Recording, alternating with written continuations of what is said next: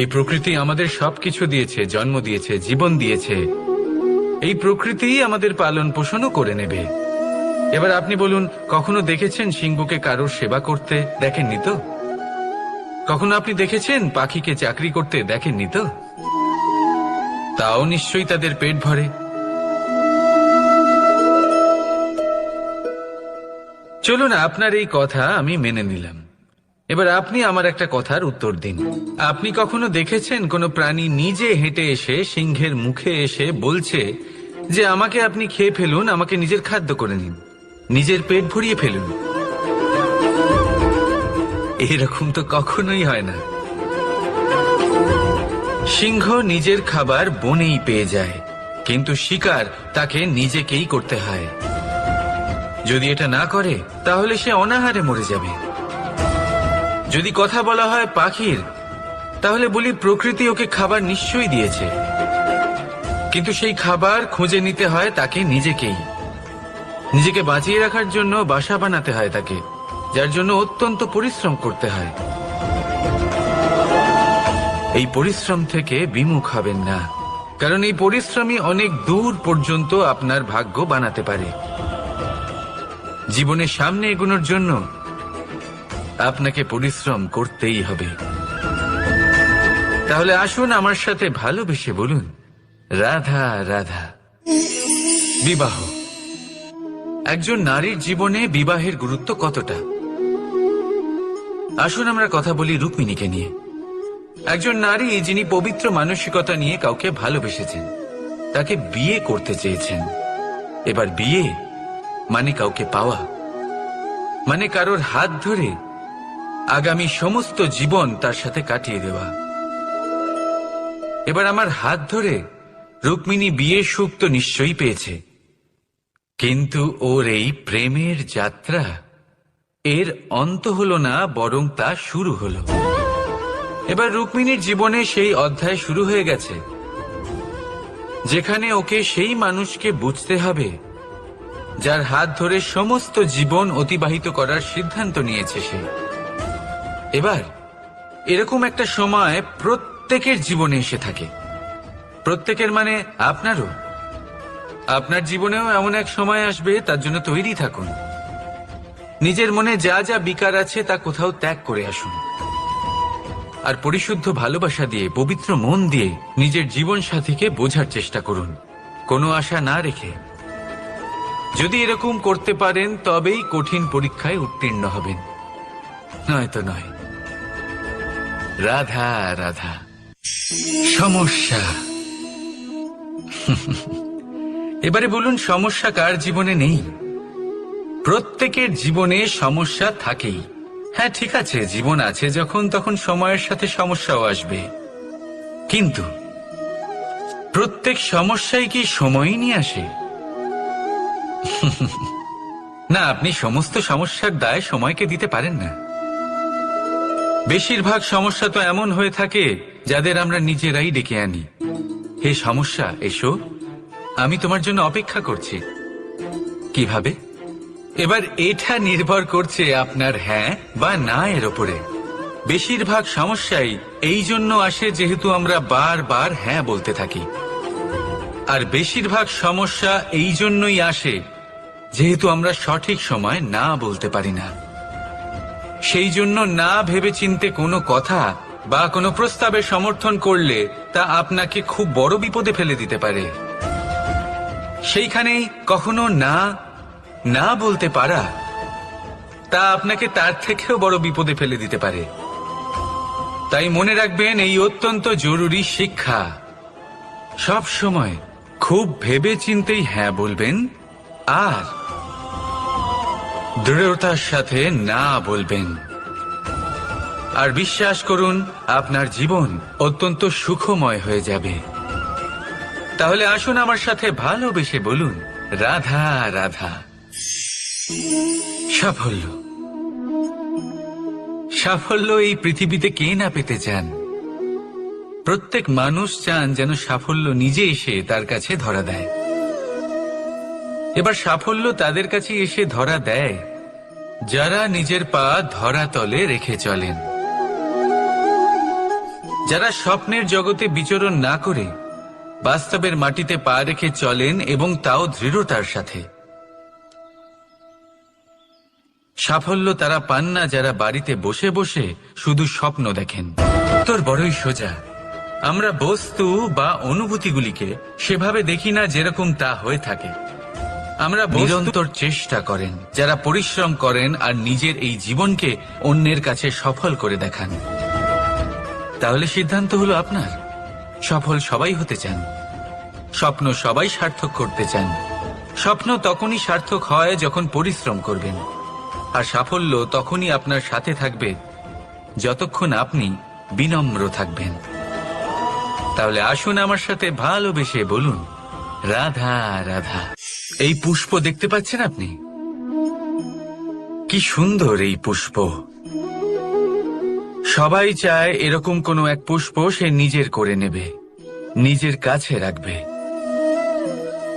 এবার ভাবুন, এই পুষ্প যে সম্মান পায় তা কিসের জন্য পায়? শুধু কি তাকে সুন্দর দেখতে বলে? আসুন আপনাকে একটা কথা বোঝাই। এই ফুল যখন গাছে থাকে তখন এই রূপ আমাদের আকর্ষণ করে। এই ফুল দিয়ে যদি আপনি মালা বানান, কোনো মূর্তিতে দেন, তাহলে তা সম্মানের নিদর্শন হয়। এবার এই ফুলই যদি আপনি বিছানাতে ছড়িয়ে দেন, তাহলে সেই দৃশ্য দেখে সেই সুবাসে আপনার মন পুলকিত হয়ে ওঠে। কিন্তু ভাবুন, এই পুষ্পই যদি আপনি চিতায় সাজান, তাহলে এই পুষ্পকে আর কেউ সম্মান করে না। একই রকম কথা, সেই একই পুষ্প এক পরিস্থিতিতে সম্মান পাচ্ছে, এক পরিস্থিতিতে নয়। কেন? কারণ এতেই লুকিয়ে রয়েছে একটা গুরুত্বপূর্ণ শিক্ষা। এর সারমর্ম হলো এটাই যে এই সম্মান ব্যক্তি বা বস্তুকে করা হয় না, সম্মান করা হয় সময় এবং পরিস্থিতিকে। এবার এই যে সময়, তা কখনোই আমাদের বশে থাকে না। আমাদের বশে থাকে পরিস্থিতি। আমাদের পরিস্থিতি কেমন হবে তার সিদ্ধান্ত স্বয়ং আমরাই নিই, আর যেরকম আমাদের পরিস্থিতি হবে সেরকমই আমাদের সম্মান করা হবে। তাহলে আসুন আমার সাথে ভালোবেসে বলুন, রাধা রাধা। সংসারে নিয়তি অনেক কিছু নির্ধারণ করে, যেমন প্রত্যেকটি জিনিসের সীমারেখা। শরীরের মধ্যে থাকা জল, তার মাত্রাও এই নিয়তি নির্ধারিত করে রেখেছে। কি করে? দেখুন, যদি সঠিক সময়ে আপনি পরিশ্রম করে নিজের ঘাম না ঝরান, তাহলে কিছু সময় পরে আপনার চোখের জল অবশ্যই ঝরবে। কারণ সবকিছু যদি ভাগ্যের জোরে পেয়ে যাওয়া যায়, তাকে কর্মের দ্বারা সামলে রাখতে হয়। যদি পরিশ্রম করতে থাকেন, তাহলে যা পেয়েছেন তা সামলে রাখতে পারবেন, আর যা যা আপনি পেতে চান তা অবশ্যই পাবেন। কিন্তু যদি পরিশ্রমের থেকে দূরে থাকেন, তাহলে যা পেয়েছেন তা তো হারিয়ে ফেলবেনই, আর যা পেতে চান তার তো কোনো প্রশ্নই ওঠে না, আর বয়ে যাবে শুধুমাত্র অশ্রু। এবার সিদ্ধান্ত আপনার। কি ঝরাতে চাইবেন আপনি? ঘাম নাকি অশ্রু? রাধা রাধা। কখনো প্রদীপ জ্বালাতে গিয়ে আপনার হাত পুড়ে গেছে? একবার মনে করে দেখুন সেই অনুভূতি। এক্ষুনি মনের মধ্যে যন্ত্রণার এক অনুভূতি বয়ে যাবে। কখনো হাঁটতে হাঁটতে পায়ে কাঁটা ফুটে গেছে? মনে করুন, এক্ষুনি মনের মধ্যে যন্ত্রণার এক অনুভূতি বয়ে যাবে। এরকম কেন হয়ে থাকে? কষ্ট তো শুধু তখন হয়েছিল, কিন্তু যদি আজ মনে করেন তাহলে সেই যন্ত্রণা আপনার মনে মাথায় থেকেই যায়। এরকম কেন হয়ে থাকে যে জীবনে যখনই আমরা যন্ত্রণার অনুভব করি, তারপর আমরা সেই যন্ত্রণা নিজের সাথে বহন করে নিয়ে চলি? কারণ হলো একটাই, চিন্তা। কোনো যন্ত্রণাই এতটা কষ্ট আমাদের দেয় না যতটা কষ্ট এই চিন্তা দেয়। তাহলে এই চিন্তা ত্যাগ করুন আর ভাবুন যে কিভাবে নিজেকে সব সময় আনন্দে রাখা যায়। আর অতীতকাল এবং ভবিষ্যতের চিন্তা ছেড়ে দিন, এই বিষয়ে ভাবাই ছেড়ে দিন। শুধুমাত্র এটা ভেবে নিন যে আজ আমায় নিজেকে আনন্দে রাখতে হবে, যে করেই হোক। এটা করা শুরু করে দিন। তারপর আপনি দেখবেন আপনার কাল, পরশু, পরের সপ্তাহ, সমস্ত মাস, সমস্ত বছর, পরের বছর, সম্পূর্ণ জীবন আপনি শুধুমাত্র প্রসন্নতাই পাবেন। এবার আসুন এই প্রসন্নতার সাথেই বলুন, রাধা রাধা। কখনো ভেবে দেখেছেন আমরা জিহ্বার সাথে সাথে কান কেন পেয়েছি? এবার আপনি বলবেন এ তো সহজ কথা, যাতে আমরা কথা বলার সাথে সাথে শুনতেও শিখি। এবারের আরো একটা গুরুত্ব আছে। আগে আমাকে বলুন, নিজের প্রশংসা শুনতে কার না ভালো লাগে? সবারই ভালো লাগে।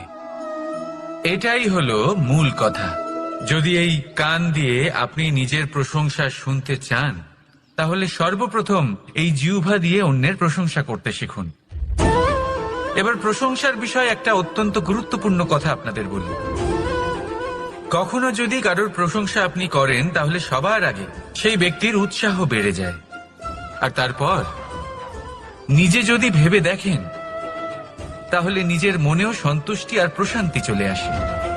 আর একবার যদি এই মন প্রশান্তিতে ভরে যায়, তারপরে কেউ প্রশংসা করুক বা না করুক, কিচ্ছু যায় আসে না।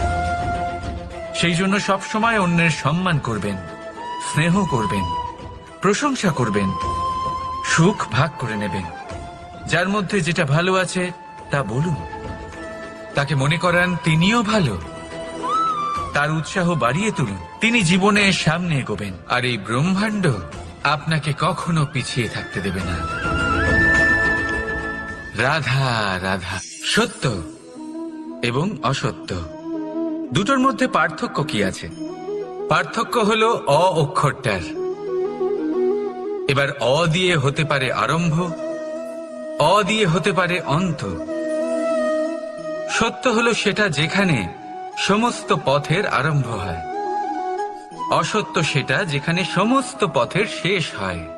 এবার এরা চলতে হয়তো পারে না, কিন্তু তাও ছাপ রেখেই যায়। সত্য সেই ছাপ রেখে যায় যা একটা উজ্জ্বল উৎকৃষ্ট উদাহরণ হতে পারে, আর অসত্য সেই উদাহরণ তৈরি করে যা একটা কলঙ্কিত ইতিহাস তৈরি করে। এখন আপনি আগামী সময়ের জন্য কেমন ছাপ রেখে যাবেন, এই সিদ্ধান্ত পুরোপুরি আপনার। রাধা রাধা। সত্য এবং অসত্য দুটোর মধ্যে পার্থক্য কি আছে? পার্থক্য হলো অ অক্ষরটার। এবার অ দিয়ে হতে পারে আরম্ভ, অ দিয়ে হতে পারে অন্ত। সত্য হলো সেটা যেখানে সমস্ত পথের আরম্ভ হয়, অসত্য সেটা যেখানে সমস্ত পথের শেষ হয়। এবার এরা চলতে হয়তো পারে না, কিন্তু তাও ছাপ রেখেই যায়। সত্য সেই ছাপ রেখে যায় যা একটা উজ্জ্বল উৎকৃষ্ট উদাহরণ হতে পারে, আর অসত্য সেই উদাহরণ তৈরি করে যা একটা কলঙ্কিত ইতিহাস তৈরি করে। এখন আপনি আগামী সময়ের জন্য কেমন ছাপ রেখে যাবেন, এই সিদ্ধান্ত পুরোপুরি আপনার। রাধা রাধা। চলুন একটা প্রশ্ন করি। কোন মানুষকে জিজ্ঞাসা করবেন যে সে মূর্খ, অলস, বিবেকহীন, অসফল, এইসব বিশেষণ দিয়ে নিজেকে পরিচিত করতে চাইবে? না। কাউকে জিজ্ঞাসা করুন আপনি কি মূর্খ? না। আপনি কি অসফল হয়েছেন? না। আপনি কি বিবেকহীন? না। এবার বলুন, আপনি জীবনে মূর্খ ও বিবেকহীন হবার জন্য কোনো ভালো পরিকল্পনা বানিয়েছেন? উত্তর পাবেন না। কারণ কোনো পরিকল্পনা বানানো হয় না যাতে আপনি মূর্খ বা অসফল হন। মানুষ মূর্খ বা অসফল তখন হন যখন কোনো পরিকল্পনাই থাকে না। দেখুন, একটাই ছোট জীবন, তাকে স্থির করুন যাতে অনেক বেশি সংখ্যক মানুষকে আপনি জুড়ে রাখতে পারেন, অনেক বেশি শান্তি পেতে পারেন, অধিকতর সাফল্য লাভ করতে পারেন, বেশিরভাগ মানুষের পথপ্রদর্শক হয়ে তাদের মঙ্গল করতে পারেন। অসফল হয়ে বাড়িতে বসে থাকার চেয়ে ভালো হলো যে আপনি একটা পরিকল্পনা করে অসফল হন, কারণ তখন আপনার কাছে আরো একটা বিকল্প থাকবে, একটা নতুন পরিকল্পনা বানানোর, তাকে সার্থক করার। কারণ এমন কোনো পরিকল্পনা তো অবশ্যই থাকবে যা আপনাকে আপনার লক্ষ্যে পৌঁছে দেবে, তাই তো? রাধা রাধা। সূর্য কারোর জন্য হলেন শক্তিদাতা ঈশ্বর, আবার কোনো প্যাঁচার জন্য হলো চোখ বন্ধ করে দেওয়ার মতো তীব্র আলো। নদী কারোর জন্য হলো তৃষ্ণা মেটানোর স্রোত, আবার কারোর জন্য বন্যারূপী বিনাশকারী আশঙ্কা। সাগর কারোর জন্য হলো নোনা জলের ভান্ডার, আবার কারোর জন্য অগন্তি প্রাণী জগতের সম্ভার। প্রশ্ন হলো, প্রত্যেক ব্যক্তির জন্য প্রত্যেক অনুভূতি বা বস্তুর সারমর্ম আলাদা কেন হয়ে থাকে? যা কারোর জন্য হলো বিষ, তা অন্য কারোর জন্য অমৃত কেন? যা কারোর জন্য অমৃত, তা অন্যের জন্য বিষ কেন? উত্তর বড়ই সোজা। আমরা বস্তু বা অনুভূতিগুলিকে সেভাবে দেখি না যেরকম তা হয়ে থাকে। আমরা বস্তু বা অনুভূতিকে সেভাবে দেখি যেরকম আমরা হয়ে থাকি। এবারের উপায় কি হতে পারে? নিজেকে পরিশুদ্ধ করুন, সবকিছুই শুদ্ধ হবে। রাধা রাধা। প্রেম, ঘৃণা, এই দুই হলো একই শব্দ। কিভাবে? দেখুন না, দুটোতেই আড়াই অক্ষর রয়েছে। দুটোই হলো সেই অনুভূতি যা আমাদের মনের সাথে জড়িত, আর এই দুই অনুভূতির সাথেই জড়িত মানুষ আমাদের জন্য গুরুত্বপূর্ণ। পার্থক্য শুধু এটাই যে প্রেম পায় সম্মান আর ঘৃণাকে করা হয় অবজ্ঞা। এরকম কেন? কারণ প্রেম হলো সেই অনুভূতি যেখানে মানুষ সবকিছু দিয়ে দিতে চায়, সবকিছু লুটিয়ে দিতে চায়। সেখানে ঘৃণা হলো এমন অনুভূতি যেখানে মানুষ সবকিছু কেড়ে নিতে চায়, সবকিছু জিতে নিতে চায়। তাও প্রেমের অনুভূতি কখনো আপনাকে হারতে দেয় না, আর ঘৃণার অনুভূতি কখনো আপনাকে জিততে দেয় না। এবার কি করবেন আপনি? একটাই জীবন। ঘৃণার সাথে বাঁচবেন নাকি প্রেমের সাথে? আমি তো প্রেমকেই চয়ন করব। রাধা রাধা। পরীক্ষা এমন একটা শব্দ যেটা শুনে সংসারের বেশিরভাগ মানুষই ভয়ভীত হয়ে পড়েন। কারণটা কি? অসফলতার ভয়। পরীক্ষা এই শব্দের যদি আমি অন্য দিকটা দেখাই, তার তাৎপর্য এই নয় যে আপনার দুর্বলতা সবার সামনে তুলে ধরবে। এটা তো হলো সেই যুক্তি যা আপনার বল, সাহস, শক্তিগুলি সবার সম্মুখে তুলে ধরবে। আগে হ্যাঁ, এটাই হলো সেই যুক্তি। আপনি নিজেই কখনো দেখবেন পরীক্ষার সময় আপনার অন্তরের অনেক গুণ বাইরে বেরিয়ে আসে। এমন কোন শক্তির উদ্ভব হয় যার বিষয়ে আপনি নিজেও জানতেন না, ঠিক কিনা? তাই এই পরীক্ষাকে কখনো ভয় পাবেন না। বিশ্বাসের সাথে নির্ভীক হয়ে এটার সম্মুখীন হন। দিনের শেষে এই পরীক্ষা শুধুই আপনাকে উজ্জ্বল করবে, আপনাকে আরো শ্রেষ্ঠ করে তুলবে। তাহলে আসুন আমার সাথে ভালোবেসে বলুন, রাধা রাধা। ভগবান আর ভুল, এই দুই একই অক্ষর দিয়ে শুরু হয়। শুধু তাই নয়, এদের দুজনের রাশিও সমান। এবারে আপনারা বলবেন যে ভগবান, ভুল, এদের মধ্যে কিভাবে মিল থাকতে পারে? অনেক বড় মিল আছে। না শুধু এ এক অক্ষর দিয়ে শুরু হয়, বরং এদের বিজয় মন্ত্রটাও এক। ভগবানকে মানুন, তাকে বিশ্বাস করুন, তাকে স্বীকার করুন। এটা করলে মনের দৃষ্টি থেকে ভগবানকে দেখা যায়, আর উনি আপনাকে সমৃদ্ধ করে তোলেন। ভুলের সাথেও এটাই ঘটে। নিজের ভুল স্বয়ং মেনে নিলে, স্বীকার করে নিলে সব কিছুই স্পষ্টভাবে দেখতে পাবেন। যেদিন থেকে আপনি নিজের ভুল মেনে নিতে শিখবেন, সেদিন থেকে সেই ভুল শোধরানোর প্রক্রিয়াও শুরু হয়ে যাবে। আপনি বুঝে যাবেন নিজের ভুল কিভাবে শোধরাতে হয়। তাই মনে রাখবেন, নিজেকে শ্রেষ্ঠ করে তোলার জন্য নিজের ভুল স্বীকার করা অত্যন্ত প্রয়োজনীয়। এই জীবনে শান্তি আনার জন্য ঈশ্বরকে মেনে নেওয়াও অত্যন্ত প্রয়োজনীয়। সবসময় নিজের গুণ এবং নিজের দোষ মনে রাখবেন। আজীবন সুখী থাকবেন। রাধা রাধা। আমরা সবসময় চাই যে এই সংসার আমাদের জ্ঞানী বলবে, বুদ্ধিমান বলবে, বুঝদার বলবে, কিন্তু মূর্খ মূর্খ যেন কেউ না বলে। মূর্খ শব্দটা আমরা কেউ শুনতে চাই না, দূরে পালাতে থাকি।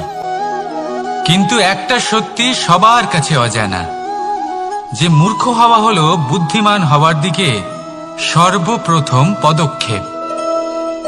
আপনি যত খুশি দিগ্গজ জ্ঞানী মানুষদের সাথে আলাপ করুন, যত ইচ্ছে কথা বলুন, যতই জ্ঞানের কথা আলোচনা করুন, অভিজ্ঞতা মূর্খ হবার পরেই পাওয়া যায়, তাই নয় কি?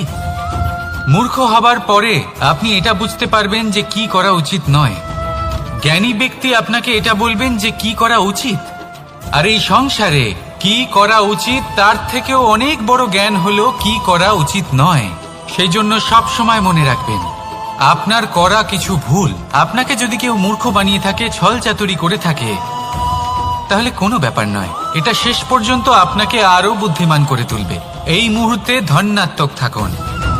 এই সংসার আপনাকে অবশ্যই জ্ঞানী বলবে। রাধা রাধা। আপনি কি কখনো একজন মালিকে একটা বাগানের যত্ন নিতে দেখেছেন? যদি কখনো একটা গাছে উই ধরে যায়, মালি তখন শুধু সেই গাছের নয়, সমস্ত বাগানের চিকিৎসা করায়। আপনারা হয়তো বলবেন, এ কেমন মূর্খতা? যখন উই একটা গাছে লেগেছে, সমস্ত বাগানের চিকিৎসা কেন করাতে হবে? এ তো অযথা পরিশ্রম করা। কিন্তু মালি খুব ভালো করে জানে যে উই হয়তো একটা গাছে লেগেছে, কিন্তু তা সমস্ত বাগানকে নাশ করে দিতে পারে। এবার মালির এই শিক্ষা, এই জ্ঞান অন্য অনেক জায়গাতে প্রযোজ্য। এই সংসারে আমরা শুধুমাত্র নিজের পরিবারের কথাই চিন্তা করি, তাদের যত্ন নিই, চেষ্টা করি যেন তারা ভালো থাকেন, সুখে থাকেন। আর সেই সময় এই সমাজের কিছু বিরোধী মনোভাব এই সমাজকে গ্রাস করে ফেলে, এই সমাজকে নষ্ট করে ফেলে। কিন্তু আমাদের নজর শুধু আমাদের পরিবারে থাকে। সেই জন্য যখন কথা ওঠে রাষ্ট্রের, দেশের, তখন তার জন্য সিদ্ধান্ত নিতে হবে, তখন তার জন্য ত্যাগ করতে হবে। আর মনে রাখবেন, যে সমস্যায় আসুক তার সমাধান পূর্ণরূপে বাঞ্ছনীয়। এই সংসারে প্রত্যেক ব্যক্তি যদি নিজের পরিবারেরও খেয়াল রাখেন এবং সমাজেরও খেয়াল রাখেন এবং সঠিকভাবে এই দেশেরও খেয়াল রাখেন, তবেই এই দেশ সম্পন্ন হতে পারবে। তাহলে আপনিও সেই প্রয়াস করুন আর আমার সাথে ভালোবেসে বলুন, রাধা রাধা। কথায় বলা হয়, জীবনে ভালোবাসাই হলো সুখের মূল। এটা সত্য। এবার প্রশ্ন হলো এটাই যে এই ভালোবাসা কার সাথে করা উচিত? যদি আপনি কিছুক্ষণের জন্য সুখ পেতে চান, তাহলে ভালোবাসুন নিজের রুচি মতো। যদি আপনি কিছুদিনের জন্য সুখ পেতে চান, ভালোবাসুন নিজের বন্ধুদের। যদি আপনি কয়েক মাসের জন্য, কয়েক বছর বা অনেক বছরের জন্য সুখী হতে চান, তাহলে ভালোবাসুন নিজের পরিবারকে, মাতা পিতা, নিজের সন্তান, স্বামী স্ত্রী, নিজের আত্মীয়দের। কিন্তু যদি আপনি চিরকালের জন্য সুখী হতে চান, তাহলে ভালোবাসতে হবে শুধু নিজের কর্মগুলিকে। কারণ সম্পর্ক যেমনই হোক না কেন, কখনো না কখনো ভেঙে যাবেই। এই সংসার হলো এমনই যে যাদের সঙ্গ আমরা পাই, তাদের সঙ্গ একদিন ত্যাগ করতে হয়। শুধু কর্মই হলো এমন এক সঙ্গ যা কখনো আপনাকে ত্যাগ করবে না। আপনার মৃত্যুর পরেও এই কর্ম আপনাকে বাঁচিয়ে রাখবে। তাই সবসময় মনে রাখবেন, এই কর্ম ধর্ম মনে করে পালন করা উচিত। জীবনের শেষ মুহূর্ত পর্যন্ত কর্মকে ভালোবাসুন, জীবনের শেষ মুহূর্ত পর্যন্ত সুখে থাকবেন। আর আমি তো সবসময় বলি, শুধু কর্ম করতে থাকো, ফলের চিন্তা করো না। তাহলে আসুন আর আমার সাথে ভালোবেসে বলুন, রাধা রাধা। দ্বিধাবোধ। অনেক সময় আমরা জীবনে সেই বাঁকে এসে পৌঁছই যেখানে আমরা বুঝতেই পারি না যে এবার কোন দিক নির্বাচন করা উচিত। কখনো এদিকে যাওয়া উচিত মনে হয়, কখনো ওদিকে যাওয়া উচিত মনে হয়, কখনো দুদিকেই যাওয়া প্রয়োজনীয় বলে মনে হয়, কিন্তু তা তো সম্ভব নয়। কখনো কখনো এটা মনে হয় যে এখানেই থেমে যাওয়া ভালো, কোথাও না যাওয়াই শ্রেয়। এবার একেই তো দ্বিধাবোধ বলে। সংসারে এমন কোনো দ্বিধা নেই যার সমাধান সম্ভব নয়। এই দ্বিধাবোধ স্বাভাবিক, আর আপনার এই দ্বিধাকে আমি একটু সরল করে দিই।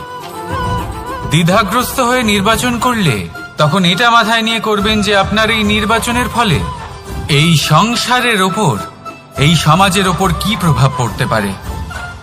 নিজের লাভ ক্ষতির বিষয়ে ভাবা ছেড়ে দিন আর কর্ম করুন সংসারের মঙ্গলের জন্য, আগামী প্রজন্মের মঙ্গলের জন্য। ভাবুন আপনার এই নির্বাচনের জন্য কিভাবে তাদের জীবনের উদ্ধার সম্ভব।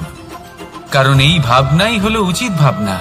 কারণ অনেক সময় ওষুধ একটু কড়া মনে হতেই পারে, কিন্তু এই ওষুধই তো রোগ মুক্তি ঘটায়।